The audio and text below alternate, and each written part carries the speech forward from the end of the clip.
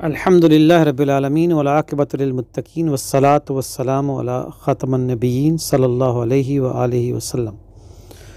آج کی نشست میں انشاءاللہ العزیز سورہ الاعراف کی چند آیات پیش کی جائیں گی۔ 206 آیات میں سے جو خاصی طویل آیات بھی ہیں، کوئی ایک دو آیات منتخب کرنا خاص مشکل کام ہے، لیکن میری کم از کم فہم کی حد تک یہ سورہ الاعراف کا ایک مرکزی مضمون ہے جو آیت نمبر 94 سے شروع ہوتا ہے۔ تو یہ چند آیات ان کا ترجمہ اور مختصر سی تشریح آپ کے سامنے پیش کی جا رہی ہے۔ اعوذ باللہ من الشیطان الرجیم، بسم اللہ الرحمن الرحیم، وما ارسلنا فی قریۃ من نبی الا اخذنا اہلہا بالبأساء والضراء لعلہم یضرعون۔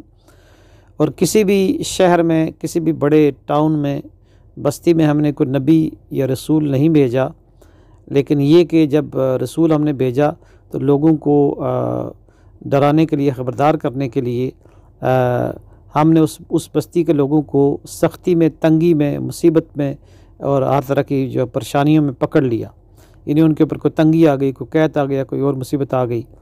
لعلہم یضرعون، یہ سارا کچھ ان کے اوپر لانے کا مقصد یہ تھا کہ وہ گڑ گڑائیں، وہ اللہ کے حضور پلٹیں، روئیں، اللہ تعالیٰ کو پہچانیں۔ ثم بدلنا مکان السیئۃ الحسنۃ حتی عفوا وقالوا قد مس آباءنا الضراء والسراء فأخذناهم بغتة وهم لا يشعرون۔ اور پھر ہم نے اس تکلیف کی جگہ اس کو آسانی سے بدل دیا، یہاں تک کہ پھر اس بات کو بھول گئے اور کہنے لگے کہ ہمارے باپ دادا کے اوپر بھی مشکلات اور آسانیاں آتی رہتی تھیں، اور پھر اچانک ہی ہم نے ان کو پکڑ لیا اپنی گرفت میں، اور انہیں شعور بھی نہیں تھا۔ اہل مکہ پہ بھی قحط آیا تھا، اور پھر موسیٰ علیہ السلام کے زمانے میں 9 طرح کی نشانیاں تھیں، کہیں پہ مینڈک آ جاتے تھے، کہیں پہ خون ہو جاتا تھا پانی، کہیں پہ کوئی ٹڈی دل آ جاتے تھے، کہیں پہ کوئی اور اس طرح کی بیماریاں آتی تھیں۔ لیکن یہ ہے کہ وہ ہر دفعہ کہتے تھے موسیٰ علیہ السلام سے کہ دعا کریں یہ دور ہو جائے، اور جب وہ دور ہو جاتی تھی تو پھر وہ اللہ تعالیٰ کو بھول جاتے تھے۔ تو آج بھی جو کرونا وائرس ہے، اس کے بارے میں ہمارا نعرہ یہی ہے کہ کرونا سے ڈرنا نہیں ہے، کرونا سے لڑنا ہے۔ تو ہم یہ نہیں سمجھتے کہ یہ اللہ تعالیٰ کی طرف سے ایک آزمائش یا ایک طرح کی آفت ہے، تو اللہ کی طرف رجوع کریں، اس سے استغفار کریں، لیکن یہ ہے کہ اس کے بجائے ہم کہتے ہیں کہ ہم اس سے لڑیں گے۔ یعنی احتیاطی تدابیر اپنی جگہ وہ ضروری ہیں، لیکن جنگ کرنا یہ جملہ سٹیٹمنٹ صحیح نہیں ہے، بلکہ یہ ہمیں کہنا چاہیے اگر ہم مسلمان ہیں تو کہ ہم اللہ کی طرف رجوع کرتے ہیں، وہی اس کو ٹالے گا ہم سے۔ تو ظاہر ہے کہ اپنی حد تک جو کوششیں ہیں وہ کی جانی چاہیے۔ وَلَوْ أَنَّ أَهْلُ الْقُرَىٰ آمَنُوا وَاتَّقَوْا لَفَتَحْنَا عَلَيْهِمْ بَرَكَاتٍ مِّنَ السَّمَاءِ وَالْأَرْضِ۔ اور اگر یہ جو شہروں والے اور بستیوں والے، ملکوں والے لوگ یہ ایمان لاتے اور تقوی اختیار کرتے، تو یہ ایمان اور تقوی یہ دراصل پورے دین کا خلاصہ ہے۔ یعنی ایمان یہ کہ اللہ تعالیٰ ہے، خالق ہے، مالک ہے، اور اللہ کے رسول صلی اللہ علیہ وسلم ہمارے نبی ہیں، ہادی ہیں، راہبر ہیں، اور آخرت کا قیامت کا دن ہے۔ اور تقوی یہ کہ اللہ تعالیٰ کی احکامات کی پابندی، اللہ تعالیٰ کا شعور، اللہ تعالیٰ کی خشیت، محبت اور اس کے نافرمانی سے بچنا۔ تو یہ تقوی کی کیفیت اگر وہ اختیار کرتے اور ایمان لاتے، ہم آسمان سے ان کے لیے برکتوں کے دروازے کھول دیتے، اور زمین سے بھی برکتوں کے خزانے اگل دیتے۔ وَلَٰكِن كَذَّبُوا، لیکن انہوں نے جھٹلا دیا، یعنی ایمان اور تقوی کی دعوت کو انہوں نے جھٹلا دیا۔ فَأَخَذْنَاهُمْ بِمَا كَانُوا يَكْسِبُونَ، تو جو کمائی اور کرتوت وہ کرتے تھے ہم نے انہیں اس کے اوپر پکڑ لیا، ان کو اپنی گرفت میں لے لیا۔ یہ 6 اقوام کا ذکر جو ہے نا وہ اسی طرح کیا جا چکا ہے جن کو ہلاک کیا گیا۔ أَفَأَمِنَ أَهْلُ الْقُرَىٰ أَن يَأْتِيَهُمْ بَأْسُنَا بَيَاتًا وَهُمْ نَائِمُونَ، کیا یہ شہروں کے لوگ اور ملکوں کے لوگ، بستیوں کے لوگ اس بات سے امن میں ہیں، یعنی مطمئن بیٹھے ہوئے ہیں کہ ہماری پکڑ، ہماری سزا دن کے وقت، رات کے وقت ان کے اوپر آئے جب وہ سوئے ہوئے ہوں۔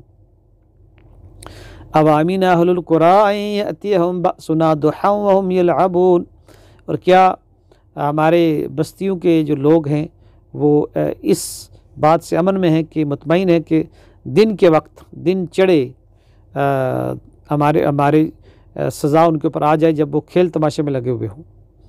تو پچھلے سال 2019 میں، بلکہ اس سے بھی پچھلے سال جو زلزلہ آیا تھا میرپور میں، دن کے 3:55 پہ، تو میں اس وقت موجود تھا ادھر۔ تو اس وقت میں سویا ہوا تھا، تو اچانک جاگے تو بہت خوفناک کیفیت تھی۔ تو اللہ تعالیٰ کی گرفت کسی وقت بھی آ سکتی ہے، دن کو آ سکتی ہے، رات کو آ سکتی ہے، آسمان اوپر سے آ سکتی ہے، آسمان سے، پاؤں کے نیچے سے، زمین سے زلزلے کی شکل میں آ سکتی ہے۔ افامنوا مکر اللہ، کیا وہ اللہ کی تدبیر سے اپنے آپ کو امن میں سمجھتے ہیں، مطمئن ہیں اس سے؟ فلا یأمن مکر اللہ الا القوم الخاسرون، اللہ تعالیٰ کی پکڑ اور گرفت کی سزا سے اپنے آپ کو امن میں سمجھنے والے لوگ صرف خسارے میں جو لوگ ہیں، جو خسارے میں پڑنے والے ہیں، وہی ہیں کہ ہم نے اب زلزلہ پروف بلڈنگیں بنا لی ہیں، اور ہم نے بیماری کو شکست دے لی ہے، اور ہم سائنس اور ٹیکنالوجی میں اتنے ایڈوانس ہو گئے ہیں کہ ہم کچھ بھی کر سکتے ہیں۔ تو یہ رویہ اہل ایمان کا کم از کم نہیں ہونا چاہیے۔ اولم یہد للذین یرثون الارض من بعد اہلہا ان لو نشاء اصبناہم بذنوبہم، اور جن کو ہم نے زمین کی وراثت دی ان کے پہلوؤں کے بعد، یعنی پہلی نسلیں چلی گئیں تو اپنے اس کے بعد والی نسلوں کو زمین پہ بسایا، تو اس کے رہنے والوں کے لیے کیا یہ بات کافی نہیں ہے؟ ان کے لیے یہ بات ہدایت دینے کے لیے کافی نہیں ہے کہ ہم انہیں ان کے گناہوں کی وجہ سے پکڑ لیں اور ان کے دلوں کے اوپر مور لگا دیں، وَنَطْبَعُ عَلَىٰ قُلُوبِهِمْ فَهُمْ لَا يَسْمَعُونَ، اور ان کے سننے کی صلاحیت چھین لیں؟ یعنی یہ بھی اللہ تعالیٰ کی ایک سزا کی کیفیت ہے دنیا میں، کہ جب تک غرور و تکبر لوگ کرتے ہیں اور اللہ تعالیٰ کے پیغام کو پہلی دفعہ سننے سے پر ریجیکٹ کر دیتے ہیں، اور انہیں پتہ ہوتا ہے کہ یہ سچا کلام ہے، اس کے بعد پھر اللہ تعالیٰ ان کے دلوں پر مور لگا دیتا ہے۔ یعنی یہ جو مور ہے یہ پہلے نہیں لگاتا، بلکہ پہلے جب انسان ریجیکٹ کرتا ہے اس کو تو پھر مور لگائی جاتی ہے۔ اسی طرح فرمایا کہ تلک القری نقص علیک من انبائها لقد جاءتهم رسلهم بالبینات فما كانوا ليؤمنوا بما كذبوا من قبل كذلك يطبع الله على قلوب الكافرین۔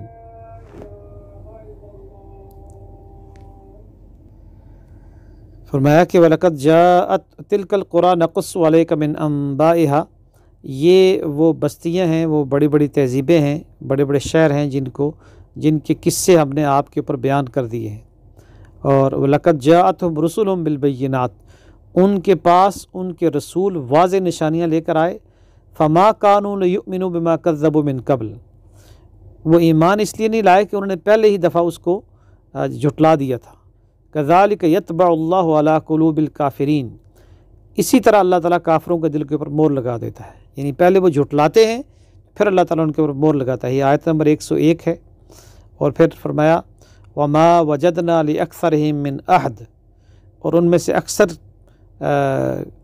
کہ ہاں ہم نے کوئی عہد کی پابندی نہیں پائی، کہ وہ اللہ سے وعدے کرتے ہیں پھر مکر جاتے ہیں، پھر وہ وعدوں کو توڑ دیتے ہیں۔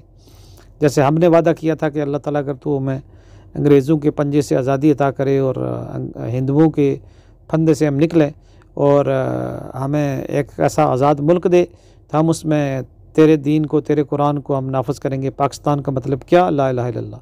لیکن جب مل گیا تو پھر ہم نے اس کو توڑ دیا۔ وَإِن وَجَدْنَا أَكْثَرَهُمْ لَفَاسِقِينَ، اور ہم نے ان میں سے اکثر کو فاسق یعنی نافرمان ہی پایا۔